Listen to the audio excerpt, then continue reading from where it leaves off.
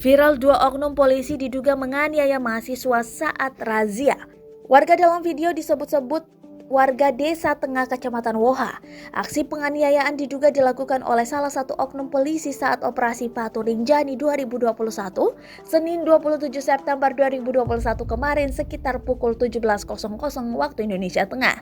Heru, Kapolres Bima, mengaku tadi malam langsung memanggil oknum anggota itu untuk diperiksa oleh Provos dan ditahan sesuai Undang-Undang Nomor 2 Tahun 2003 tentang kedisiplinan anggota.